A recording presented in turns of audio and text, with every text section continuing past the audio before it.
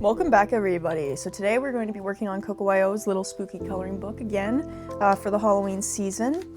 Thanksgiving just passed, so some emotions are high. In my last video I talked about mental health and, you know, some things to do with the holiday season and some tips and tricks for the holiday season with mental health. And in this video I kind of wanted to discuss how I was diagnosed with my bipolar diagnosis and some of the other things that I was diagnosed with as well, and kind of just delve into what things to look out for when it comes to mental health and when you should seek help and stuff like that. So I hope you enjoy the video. There's also going to be a ton of coloring in the background and just some light music, but throughout the video I will be talking about some key signs. So let's get started.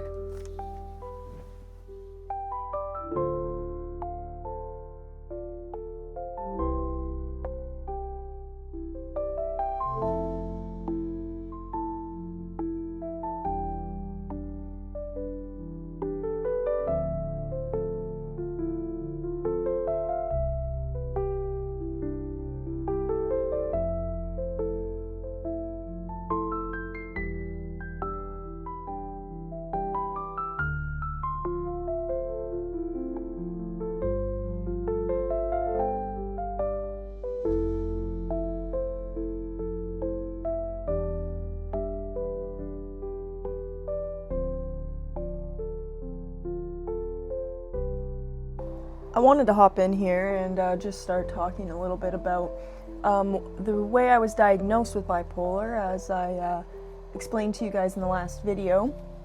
I do have bipolar disorder, and throughout the holidays it is something that, you know, can create a struggle with family and stuff like that, and just being very high energy and having to be super focused and on end. It can cause you to go manic, possibly. Or even go into a really big depressive as well. So that was kind of last week's video, but if you missed that. But this week's video I kind of wanted to delve into how I was diagnosed with bipolar and, you know, the diagnoses that I had received previously, which kind of led into the bipolar and kind of intertwine with it, and are symptoms of bipolar as well. So with that, I got diagnosed with bipolar when I was about 19 years old. I'm 23 now, so I have been diagnosed for about 4 years. And it started off with me being diagnosed with anxiety and depression, which makes sense. When you have bipolar disorder, you have a lot of stress. You're very stressed out because you're so high energy and you're thinking of so many different things, and there's so many things on your mind, but then at the same time you crash and then you feel really bad about yourself, and so you have this anxiety that kind of comes up from the bipolar. And so I got diagnosed with anxiety first, and I was put on some antidepressants because I was also diagnosed with depression at the same time because I was having those such low lows. So I was put on an antidepressant, which helped a little bit with those lows, but unfortunately I was still experiencing the highs, and there was a bit of confusion on why I was experiencing these highs, and just all of a sudden for weeks I'd be completely fine, and it was like I felt like I was lying almost about my depression and my anxiety, but it wasn't true. It was just a different form of mental illness. So with that, that was when I was about 18 years old, and then throughout the year I was, you know, having some issues, going through some things, having a lot of ups and downs. Less so the downs, luckily, because of those antidepressants, but I was still hitting those highs and then going back to like kind of normal, but hitting those highs very often. So I ended up going to my doctor and speaking to her, and she ended up referring me to a psychiatrist, who then was like, yes, the symptoms you are experiencing do seem to be bipolar and mania specifically. So I was diagnosed with bipolar 2. Which isn't the hereditary one, it is the one that you develop. So luckily I won't pass it on to my children unless I traumatize them. But yeah, so now I'm on medication for it, and you know, for a few years I was on a few different meds and it wasn't working out for me, those other meds, and I actually gained weight and I got very depressive instead, and my antidepressants were making me feel worse because I was getting more into the lows, so I felt odd, and I ended up having to change a lot of my medications throughout the years, which is something that a lot of people have to go through. And what I want to recommend for anybody that is going through this or is going to go through this, or you know, wants to go see their doctor and potentially try a new medication, is medications do tend to affect you for a month before you actually feel the effects. And by affect you before you feel the effects, I mean you feel very nauseated with these medications. For mental illnesses, there's a lot of nausea, there's a lot of stomach issues, you feel sick, you don't feel good, they don't run through your system very well, but those do tend to go away after a few weeks. And so if you can stick it through and see if those symptoms are still going on after that month-long mark, then you should consider talking to your doctor and switching your medications. For me, I was on those medications for a few years, and then I ended up switching off and going to a new medication, which has been way better and has helped me immensely. And so my recommendation to anybody that is going through this or struggling with any sort of mental health issue is to just attempt a medication, because it can help you. And if it does, great, and if it doesn't, always you can stop it or try something new. There is some vitamins as well that you can try, which is very good. There's like ashwagandha, which helps a lot with mental health, and stuff like that. If you want to try something before talking to your doctor, that is definitely something you can try without affecting your digestive system, really, because those pills hurt your system a lot less because they're less toxic chemicals. So although I'm definitely an advocate for those pills, they do harm your stomach and they can cause you to feel sick. So definitely something that you need to think about before deciding to take them.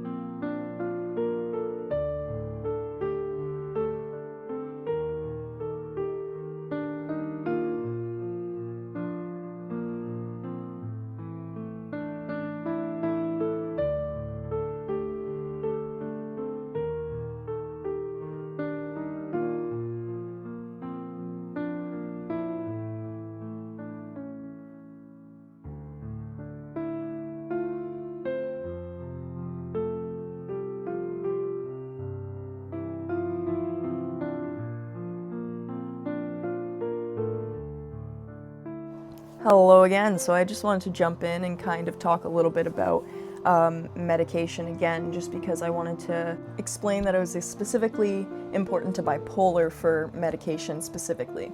Yes, other symptoms or mental health issues such as depression, anxiety, you can use medication for sure if they're very severe.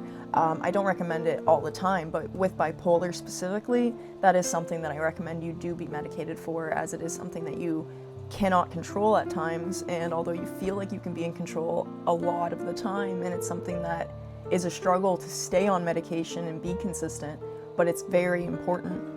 And I wanted to talk about that as well, because it's important for a routine with bipolar, and it's very important of having a self-care schedule, making sure that you are doing self-care consistently every day and making sure that you're caring for yourself even if you're not getting things done that you need to.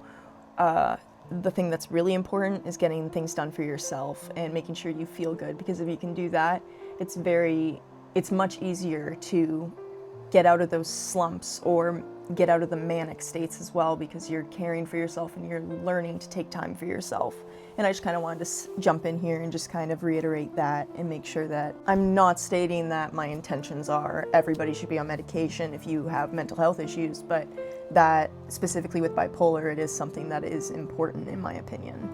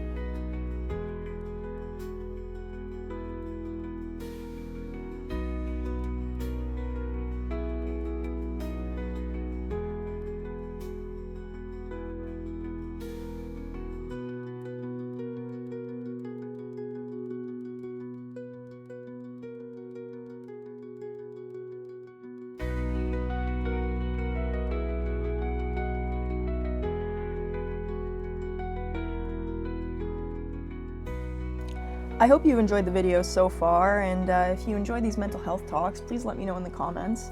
If this is something that you don't enjoy as much, please let me know as well, and I can definitely make more chill vibes and more audio-based stuff with a little less talking, if that's what you prefer.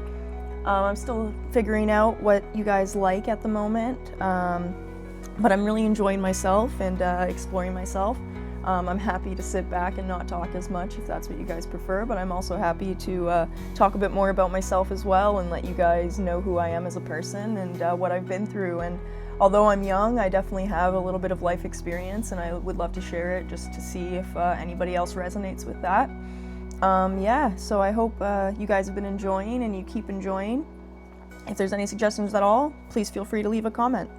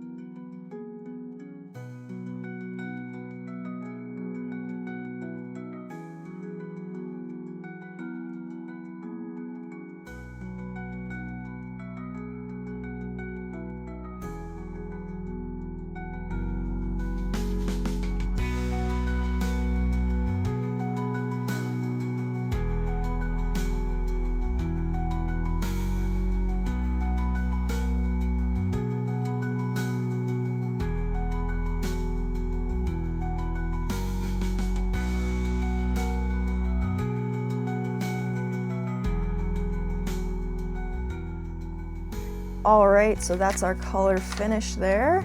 Pretty short one overall, but very fun for sure. I hope you enjoyed my little talking over top and enjoyed the video in general. If you have any suggestions, please leave a comment.